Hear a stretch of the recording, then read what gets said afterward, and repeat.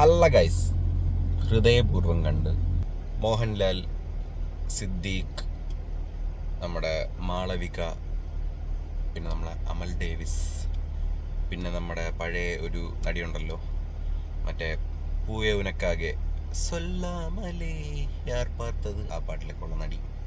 അപ്പോൾ ഇവരെല്ലാവരും കൂടി അഭിനയിച്ച ഹൃദയപൂർവ്വം ആടിപ്പൊളി പടം, സൂപ്പർ പടം. എനിക്ക് ഭയങ്കരമായി ഇഷ്ടപ്പെട്ടു.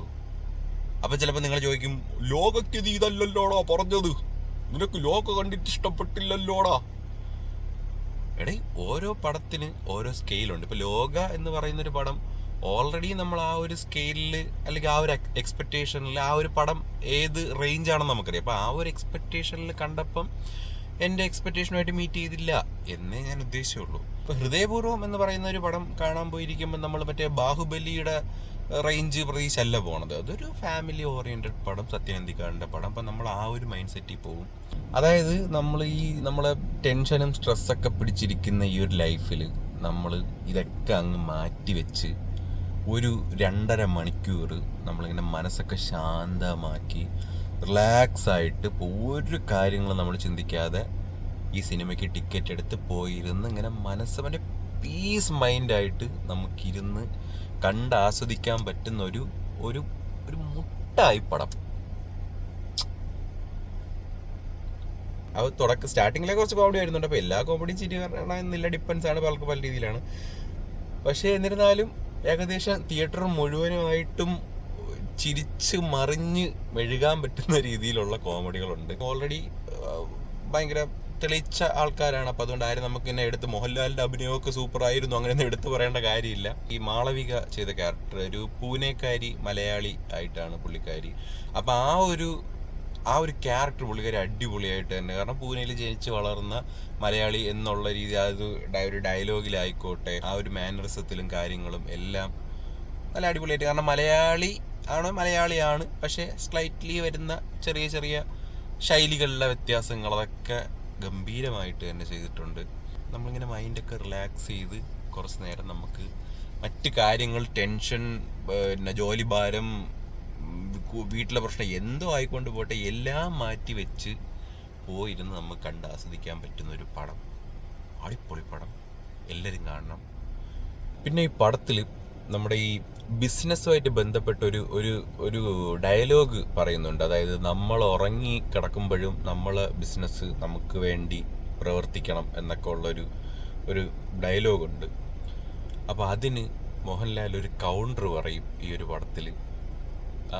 ആടിപ്പൊളിയായിരുന്നു. എനിക്ക് സീറ്റിൻ്റെ മുകളിൽ എണീറ്റ് നിന്ന് കൈയടിക്കാനൊക്കെ തോന്നി. അങ്ങനെ ആ രീതിയിൽ വളരെ സ്റ്റാൻഡേർഡായിട്ട് ഒരു ഫീൽ ഗുഡായിട്ട് അടിപൊളിയായിട്ട് നമുക്ക് കണ്ടു തീർക്കാൻ പറ്റുന്നൊരു പടമാണ്. പിന്നെ ഇതിൻ്റെ ക്ലൈമാക്സിൽ ഒരു ആൾ വരും.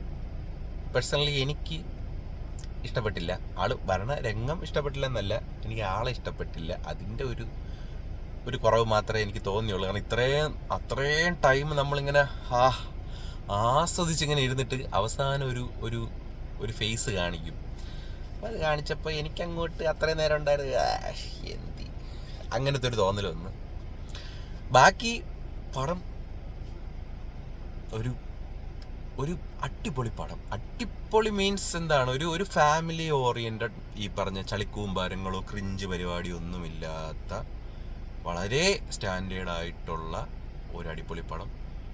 പിന്നെ എടുത്തു പറയേണ്ട കാര്യം, മോഹൻലാൽ ഇവിടെ എന്തോ ഗ്ലാമർ, പുള്ളിയുടെ ആ ഒരു സൗന്ദര്യമൊക്കെ പുള്ളി ഇങ്ങനെ മമ്മൂട്ടിക്ക് പഠിക്കുന്നു എന്നൊക്കെ ഇടയ്ക്ക് നമുക്ക് തോന്നും പടത്തിൽ. ഇപ്പം കണ്ടു കഴിഞ്ഞാൽ മമ്മൂക്കയുടെ അനിയൻ, മമ്മൂക്ക ചേട്ടനും ലാലേട്ടൻ അനിയനും, അതാണ് പ്രസന്റ് കണ്ടീഷൻ.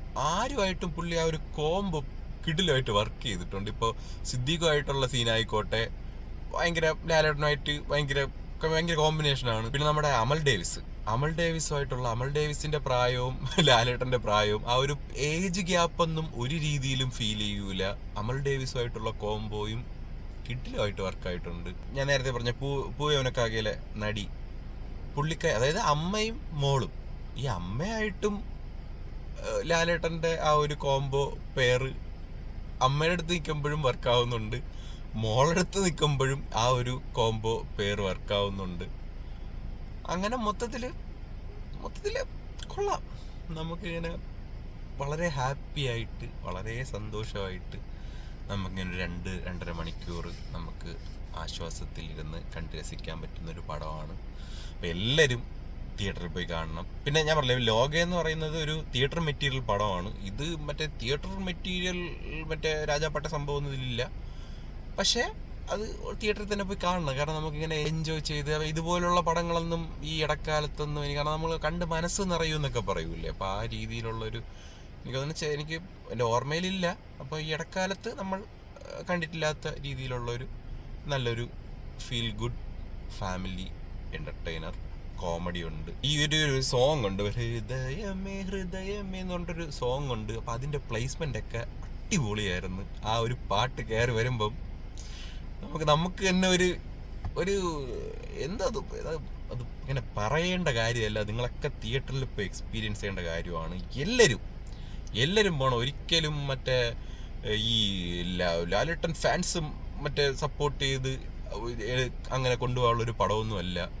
എല്ലാവരും മമ്മൂട്ടി ഫാൻ ആയിക്കോട്ടെ, അല്ലെങ്കിൽ ദുൽഖർ സൽമാൻ ഫാൻ ആയിക്കോട്ടെ, എല്ലാവർക്കും ഉപയോഗപ്പെടുന്ന പടമാണ്. കാരണം ഞാൻ പറഞ്ഞില്ലേ, നമ്മുടെ ആ ടെൻഷനും സ്ട്രെസ്സൊക്കെ മറന്ന് നമുക്ക് റിലാക്സ് ചെയ്ത് കണ്ടിരുന്ന് എൻജോയ് ചെയ്തിട്ട് വരാൻ പറ്റുന്ന പടമാണ്. അപ്പോൾ ഈ ഒരു ഫാൻസും കാര്യങ്ങളൊക്കെ മാറ്റി വെച്ച് എല്ലാവരും പോയി പടം കാണണം. പിന്നെ നമ്മുടെ സോഷ്യൽ മീഡിയയിലൊക്കെ കുറച്ചൊക്കെ ഇങ്ങനെ കണ്ടുകൊണ്ടിരിക്കുമ്പോഴത്തേക്ക് എനിക്ക് തോന്നി, ഈ ദുൽഖർ സൽമാൻ പ്രൊഡ്യൂസ് ചെയ്തതുകൊണ്ട് ലോകേനെ ഒരു കൂട്ടം ആൾക്കാർ ഒന്ന് ഭയങ്കരമായി ബൂസ്റ്റ് ചെയ്യാനും, അല്ലെങ്കിൽ ഈ മോഹൻലാലിൻ്റെ പടം ആയതുകൊണ്ട് മനഃപൂർവ്വം നെഗറ്റീവ് പറയാനൊക്കെ അങ്ങനെയൊക്കെ ഉള്ള കുറച്ച് കാര്യങ്ങളൊക്കെ സോഷ്യൽ മീഡിയാസിലൊക്കെ കാണുന്നുണ്ട്. പിന്നെ അതിലൊന്നും വലിയ കാര്യമൊന്നുമില്ല. കാരണം ഈ പടം കണ്ടു കഴിഞ്ഞാൽ ആരും ഈ പടത്തിന് നെഗറ്റീവ് ഒന്നും പറയൂല. പിന്നെ 1-2 കണ്ടു ഇതുപോലെ ഇങ്ങനെ ഈ ഹൃദയപൂർവ്വം മാറ്റി ലോക ആ സ്ക്രീനിലെടുക്കുന്നു, അല്ലെങ്കിൽ ലോകയുടെ ഹൃദയപൂർവ്വത്തിൻ്റെ കൂടെ ക്ലാഷ് വെച്ച് ലോകയ്ക്ക് കളക്ഷൻ കിട്ടിയില്ല, അങ്ങനെയൊക്കെ പറഞ്ഞിട്ട് അങ്ങോട്ടും ഇങ്ങോട്ടും ആവശ്യമില്ലാത്ത കാര്യങ്ങൾ വെറുതെ പറയുന്നുണ്ട്. ഇപ്പം ലോക ഒരിക്കലും ഒരു മോശപ്പടമാണെന്നൊന്നും ഞാൻ ഒരിടത്തും പറഞ്ഞിട്ടില്ല.